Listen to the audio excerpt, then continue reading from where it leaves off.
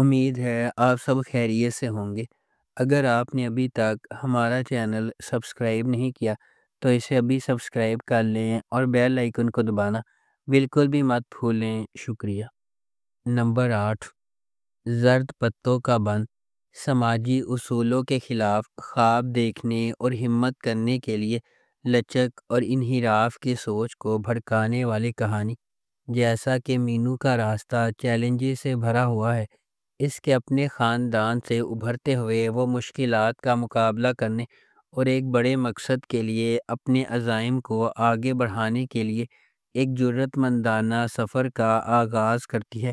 روایت کی طرف سے تعمیر کی جانے والی رکاوٹوں سے بے خوف وہ تبدیلی کے نشان کے طور پر ابھرتی ہے، جس نے نہ صرف خود کو بلکہ اپنی کمیونٹی کی لاتعداد دیگر لڑکیوں کو بھی ایک روشن مستقبل کے خواب دیکھنے اور جدوجہد کرنے کی ترغیب دی ہے۔ اس ڈرامے کو مصطفیٰ افریدی نے لکھا ہے، سیفی حسن نے اسے ڈائریکٹ کیا ہے اور مومنہ درید پروڈکشنز نے اس ڈرامے کو پروڈیوس کیا ہے۔ اس ڈرامے کی مرکزی کاسٹ میں سجل علی اور حمزہ سہیل شامل ہیں۔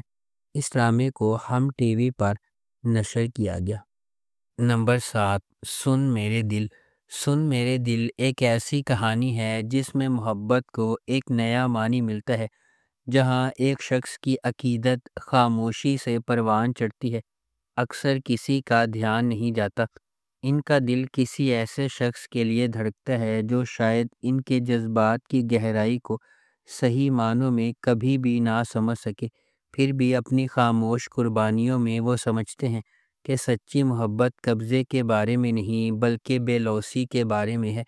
احسان کا ہر بے ساختہ اشارہ اور نظر نہ آنے والا عمل ان کی تکمیل لاتا ہے، جیسا کہ وہ اپنے محبوب کی خوشی کو اپنی ذات سے بالاتر رکھتے ہیں۔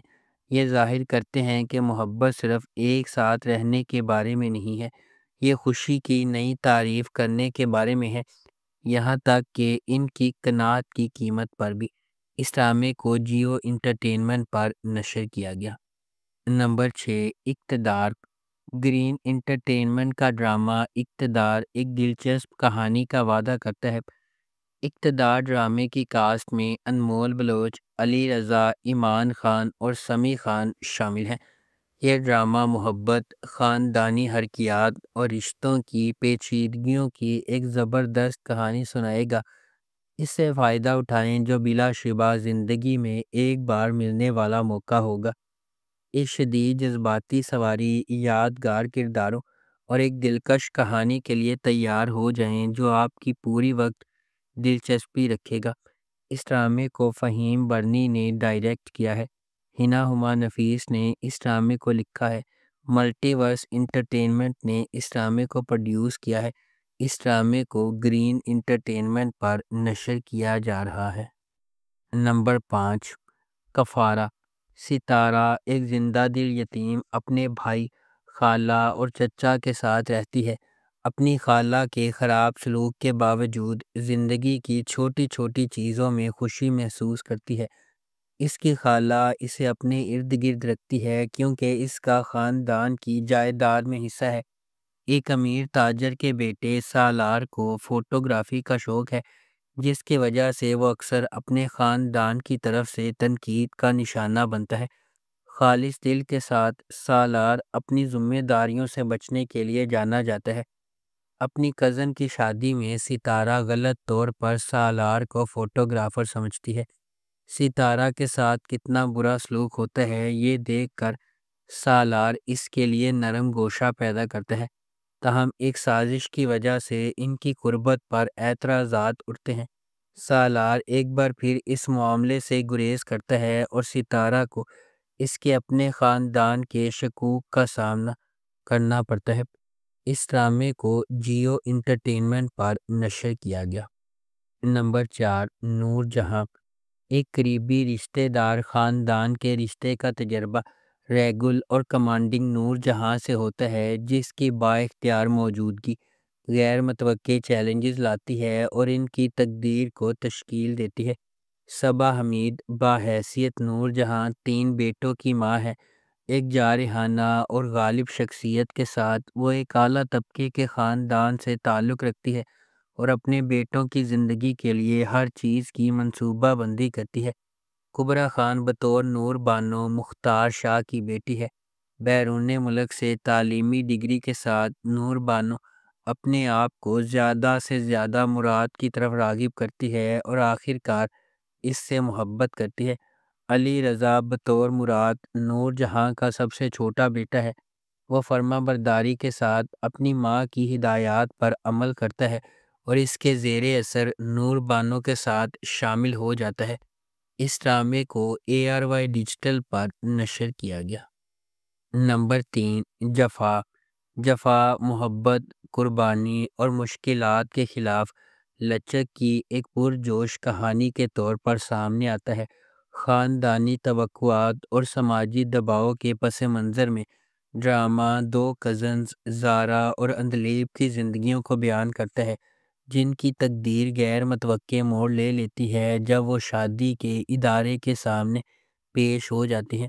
اندلیب اپنے آپ کو اپنے سے بہت بڑے آدمی کے ساتھ جکڑا ہوا پاتی ہے، اس محبت کو چھین لیتی ہے جسے وہ کبھی پسند کرتی تھی، جبکہ زارا اپنے شوہر کے ہنگامہ خیز مزاج کا شکار ہو جاتی ہے۔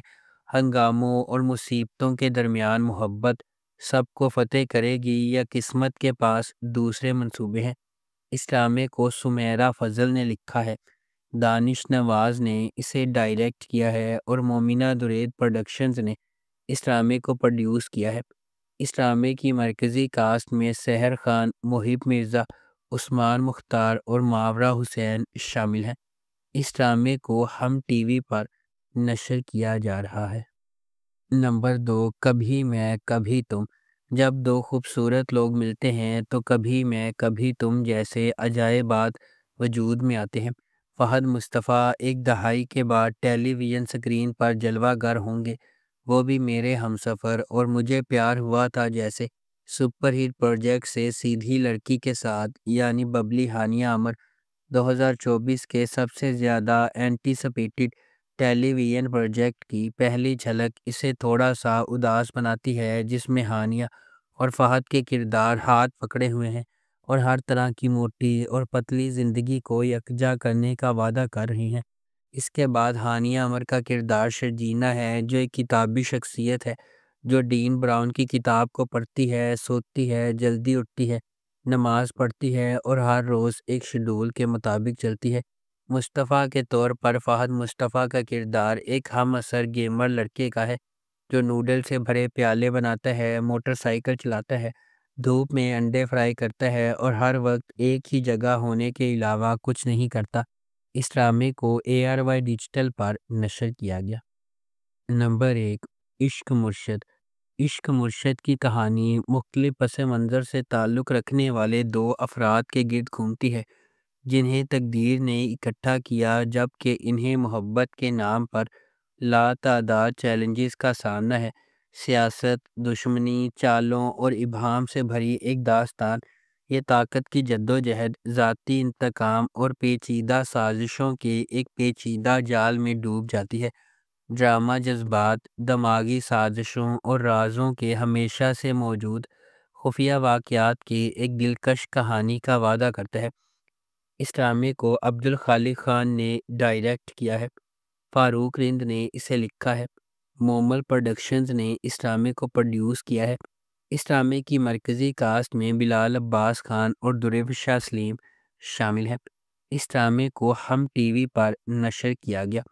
اگر آپ کو ہماری یہ ویڈیو پسند آئی ہے تو اسے لائک کریں، شیئر کریں اور ہمارے چینل کو سبسکرائب کرنا بالکل بھی مت بھولیں۔ آپ کا بہت بہت شکریہ۔